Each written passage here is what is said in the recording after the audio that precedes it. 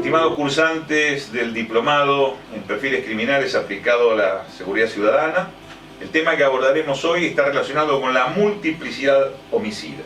O sea, hasta el año 2005 se pensó que para que un delincuente, un criminal, fuera considerado un homicida múltiple, debería cometer un mínimo de 3 hechos.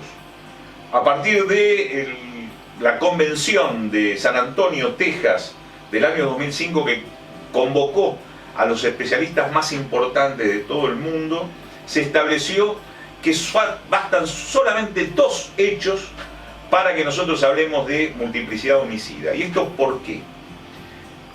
Cualquier persona puede cometer un homicidio. No importa cuáles sean los disparadores, no importa las circunstancias. Todo ser humano puede tener la posibilidad de cometer un homicidio a lo largo de su vida. Pero si ya va por el segundo, esto está señalando su vocación criminal. Es por esto que el número de 2 es el que se ha establecido a partir, insisto, de la Convención Multidisciplinaria de San Antonio, Texas, de 2005, convocada por el FBI en los Estados Unidos.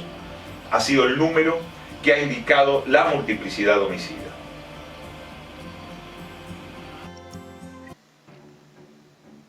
Dentro de la multiplicidad homicida, vamos a estudiar en particular a los criminales seriales, hoy llamados criminales de comportamiento sistemático. Los criminales seriales han generado siempre una suerte de seducción en el público, lo que haya hecho que sean de alguna manera fuente inagotable de versiones televisivas, literarias, cinematográficas, etc. El nombre homicida serial o serial killer se lo debemos al señor que estamos viendo en pantalla, que es el agente especial Robert Kenneth Ressler, quien fuera el fundador y primer jefe de la Unidad de Ciencias de la Conducta, Unidad de Ciencias del Comportamiento del FBI.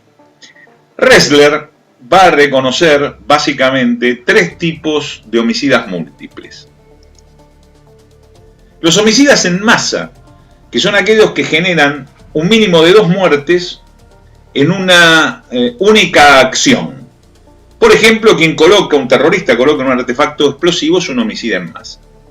Quiero dejar en claro que hablo de 2 muertes, pero Ressler originalmente habló de 3, pero nosotros que estamos siguiendo la evolución del FBI en este sentido, que es la agencia internacional con mayor autoridad en materia de serialidad criminal, a partir del simposio de San Antonio, Texas, del año 2005, como ya hemos dicho en algún momento, modificó ese número de 3 a 2.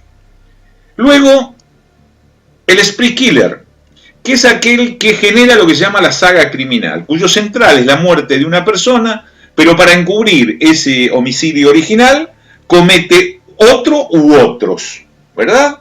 Es un caso interesante para ver de lo que es un spree killer, la película norteamericana Fargo, por ejemplo. Ahí se ve claramente que el hecho inicia con un secuestro extorsivo en principio y con una muerte y termina en una pluralidad de homicidios, algo así como 10 u 11.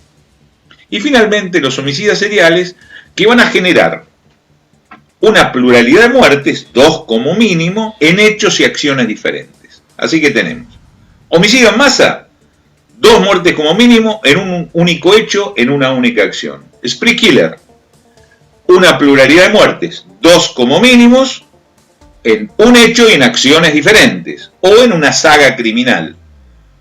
Finalmente, el homicida serial, 2 homicidios como mínimo, en hechos y acciones diferentes. La característica del homicida serial va a ser que entre un homicidio y otro van a existir lo que se llaman los intervalos cooling off, cool, frío, helado, off, fuera de la actividad criminal.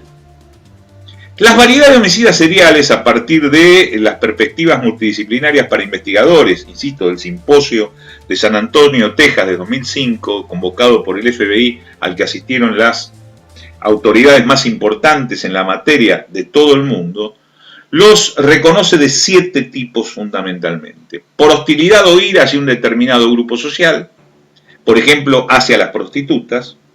Por empresa criminal, por ejemplo, el crimen organizado, y en este caso un sicario pertenece a una de estas variedades. por ganancia económica, o sea, cuyo el fin es el delito contra la propiedad, pero genera la muerte,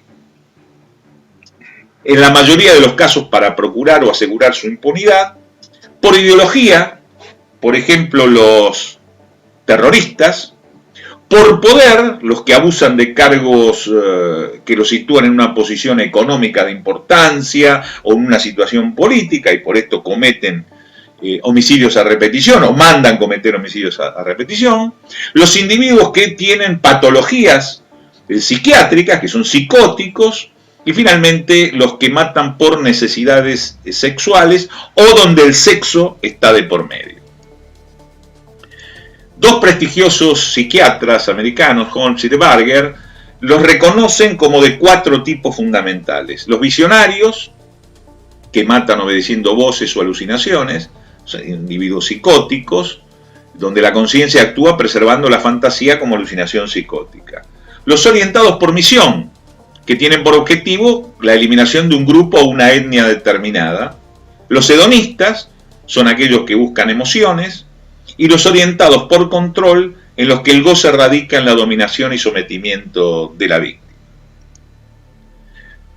Vamos a dar un ejemplo, así hacemos un feedback.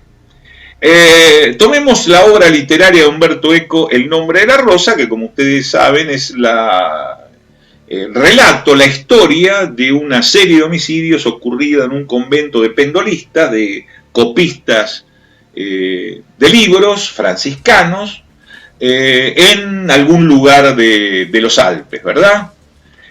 Cuando nosotros estudiamos la multiplicidad homicida, ¿a qué variedad existirá de esta que hemos mencionado? Entonces las vemos de nuevo. ¿Será un visionario? ¿Será orientado por misión? ¿Será hedonista? ¿Será orientado por control? Es orientado por misión. ¿Cuál es su misión? Matar a todo aquel que haya tenido acceso a el palincesto o el libro manuscrito de Aristóteles sobre la risa, ¿verdad?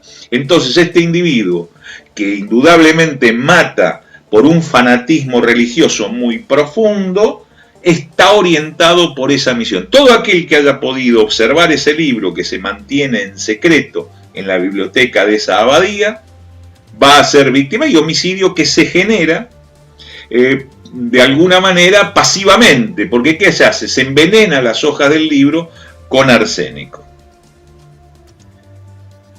Otros especialistas los reconocen como enfocados en el proceso o en el acto. La diferencia radica fundamentalmente en que enfocados en el proceso lo que les interesa el poder y la dominación de la víctima.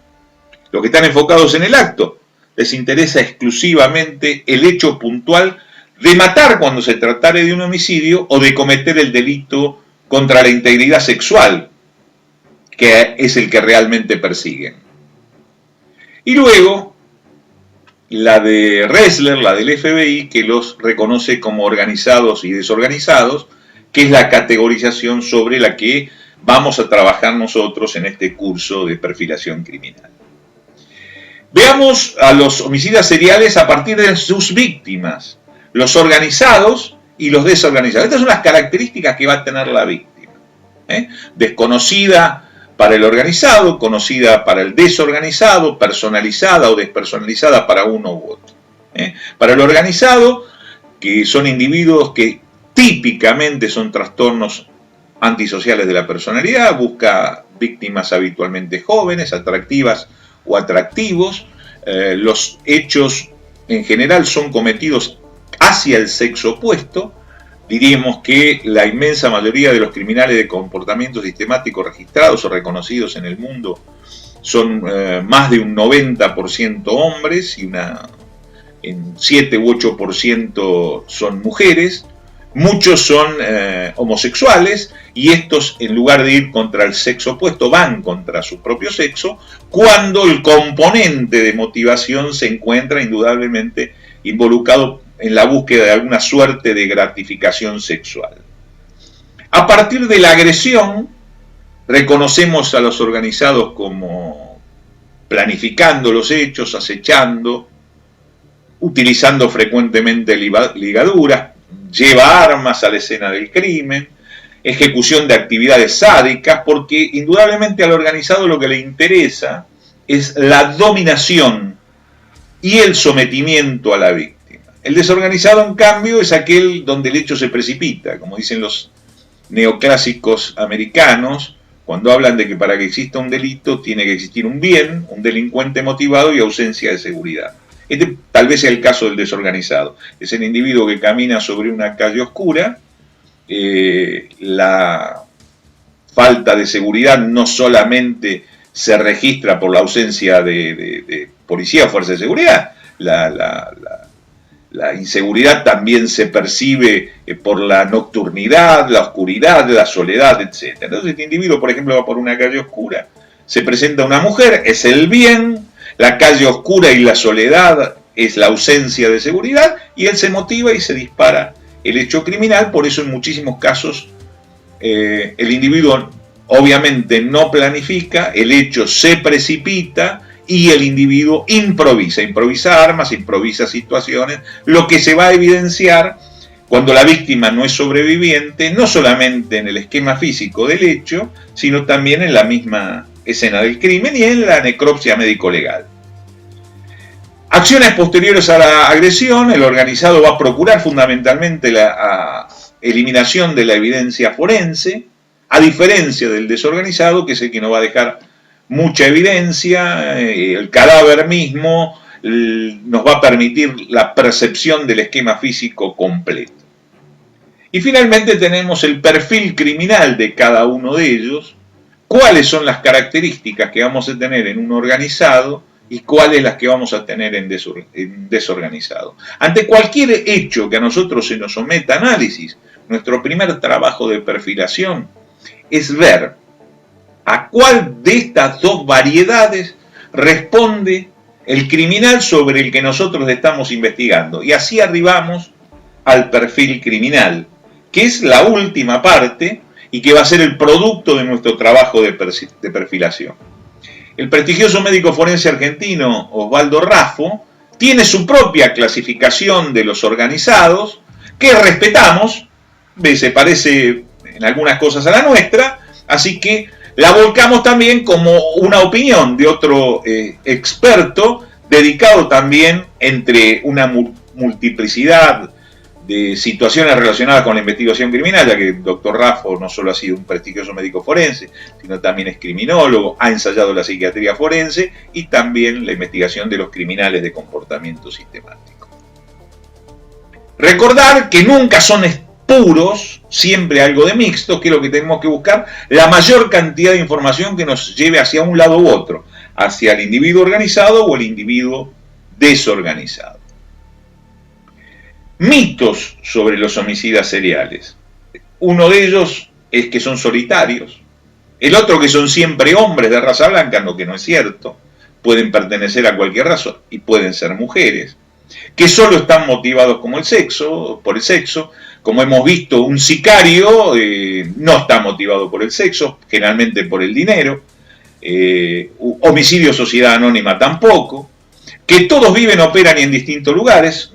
Esto no es así. Nosotros hemos tenido criminales de comportamiento sistemático en Argentina, como el tirador de Belgrano, que vivía en el mismo sitio alrededor de el cual se cometieron los distintos hechos, los tiroteos, en los distintos hechos, que fueron 5 en total, que no puede dejar de cometer crímenes, no es cierto, ya que el destripador de pronto, que ilustra el fondo de esta diapositiva, de pronto dejó de matar y jamás fue hallado. Que todos son insanos psíquicamente o de mal genio, como queda claro, hablamos en algunos de personalidad de trastorno antisocial, lo que nos indica no una patología, sino una forma de ser o una personalidad. Y finalmente el mito más importante de todos, que quieren ser atrapados. Esto no es así y menudo trabajo cuesta siempre a los fiscales y a los investigadores su hallazgo. Esto ha surgido también, estos mitos, a partir de las perspectivas multidisciplinarias para investigadores del simposio de 2005 en San Antonio, Texas.